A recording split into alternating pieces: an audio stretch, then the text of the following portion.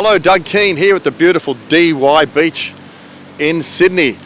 Today, as part of our Women in League series, it's great to have Michelle Povah with us today. Michelle, can you tell us how you got involved with the great game of rugby league? I've been involved since I was young. I was born and bred in Wigan in the UK, which is a rugby league town, a mining town, and my husband is a mad rugby league fan of Leigh, and he's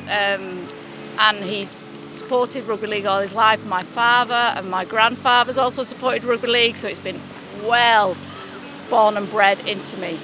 Yeah, it's a religion up there north, isn't it? And last year we were lucky enough to tour with each other with the team to the World Cup up in Warrington. So yeah, we had a great time. So your team in the UK and Sydney? Oh, my UK team's Wigan Rugby League. Been a mad fan for them for years, and over in Sydney, because I'm living in Manly, it's Manly Seagulls. That's all I can do. So you got involved with rugby league in administration or other things. Can you tell me your travels there and what you've been up to in rugby league? And we can see that great shirt you've got on. You can tell us a bit about that. Yeah, I've got a son who's got a physical disability and played, when he was younger, he used to play in a local comp. And as he got a bit older, found it quite difficult to keep in the local comp. So we joined the Disability Rugby League organisation when it first started in 2010. Wow. And since then, I've been volunteering with them, helping them out, doing the canteen, helping them with some of the administration with timekeeping and governance. So I've been part of the Australian World Cup team with their interchange official and governance game day. So doing a lot of the behind the scenes work. So Michelle, it's a rugby league family. Can you tell us a bit about not your better half, you're the better half, Keith, your husband, and his involvement in rugby league? My husband, like I said, has been involved for many years in administration and playing, and then as he got in his teenage years became a referee.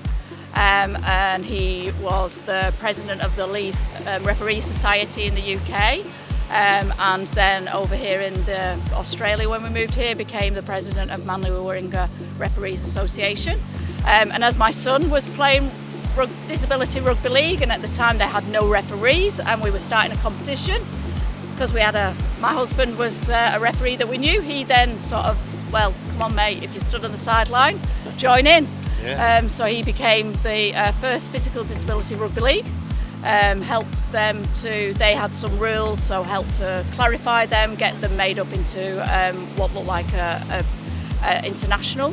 And he's been the chairperson of Physical New South Wales Disability Rugby League in his time, and was also the lead referee for the first World Cup Physical Disability referee. So we had the World Cup last year with 4 teams involved. Can you tell us how that went and Australia's participation? So it was the first World Cup, so we had 4 teams. We had Wales, England, New Zealand and Australia. And we had a 2.5-week venture over there with all the boys. For a lot of them it was really good, because they got for some of the boys, it was their first trip away from home without any carers or family. So they learned a lot of independent skills, and they also had a lot of fun being part and parcel of the team, developing their social skills, which was good. England won. Yes. England won the World Lots Cup. of players. They had a lot more players. We had a bit of a hard time when we got there. Half of our team got gastro. We had quite a few players that had COVID. So every game we weren't at full strength. We didn't have a full team to play. So we didn't do too badly. We participated, we got a team there, and they all had a good time and learnt from it. And at that World Cup, we had a couple of significant players, I suppose, over the overall competition. Yeah, we had Adam Hills, who has helped to set up the English Physical Rugby League Disability Association over there. And he was a great advocate for us working with the team.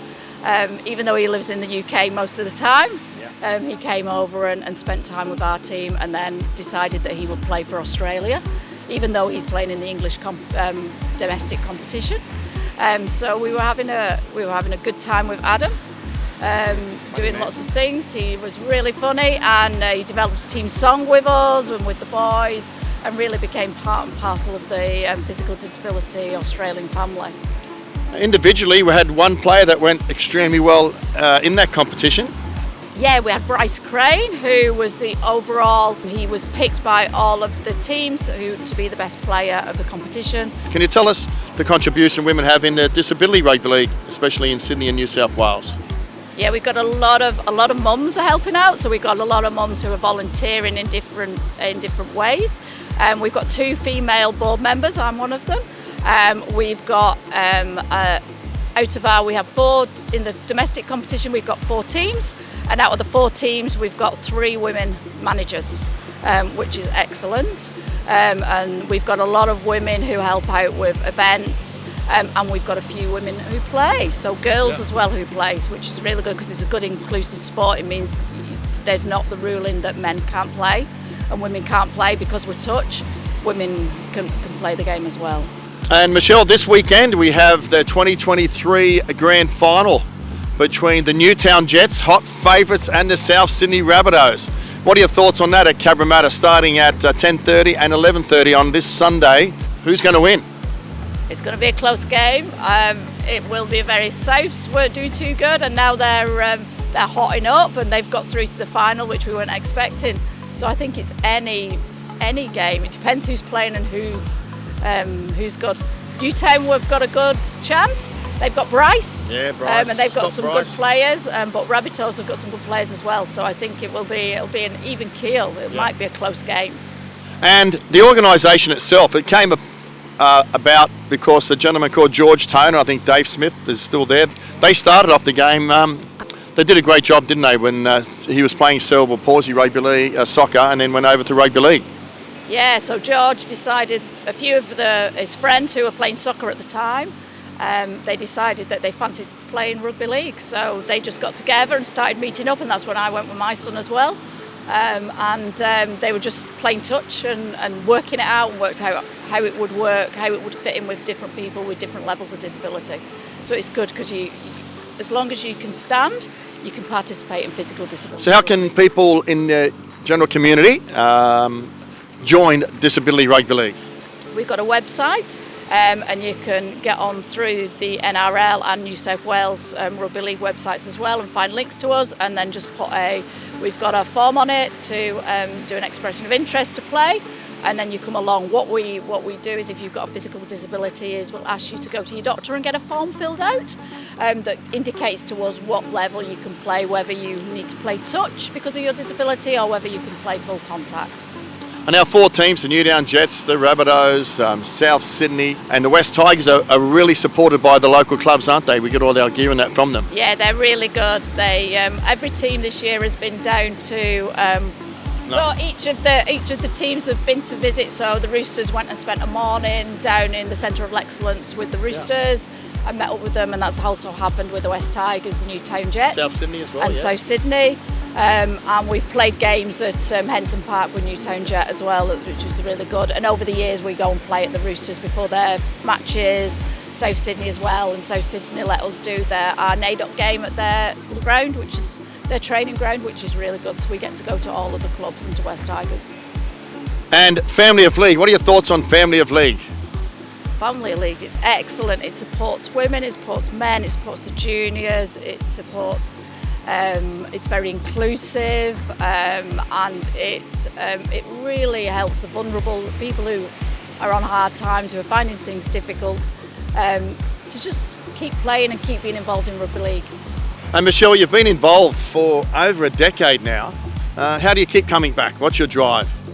The people, I think the people and the inclusivity, that everybody gets a go, and the people means that we are having an impact. We see young people who can't stand, who can't run, and by the time that they're playing, they're stood up, they're running. We've got a young lad who was finding it really difficult about 10 years ago, and he's now fully playing contact, which it's the joy of seeing everybody having a go.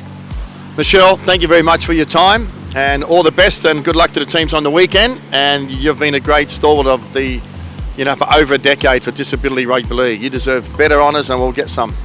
Thank you very much.